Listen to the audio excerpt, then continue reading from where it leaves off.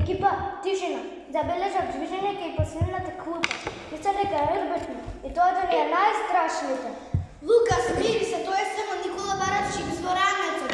Ребетниците не се само лакови и тигри, и ние сме ребетници. И жабите се ребетници. Се што има коски цврста кичме во тој клуб. Јас не сум само работник, јас сум цицач. Ние луѓето сме интелигентни цицачи, ама за нашиот мозок да работи добро му треба посебно полнење.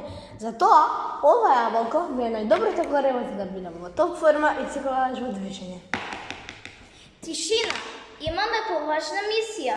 Денес го изражаваме сенџера на исхрана. Никола, тоа јаболко што го држиш. Знаеш ли дека ти си на врвот на неговата судбина? Така, сонцето дава сила на растенијата. Растенијата прави плод, плодот го јаде Никола. Ама ако се појави некој грабливец, како мене, например.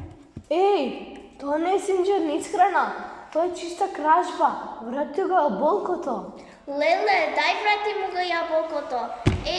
Ама човек не може да мир да истражува.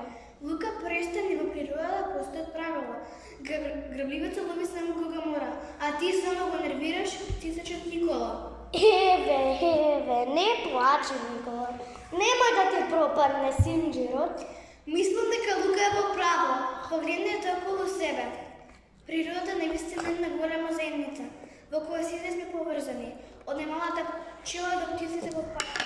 Сите ние го делиме овој дом и затоа мораме да го чуваме чист.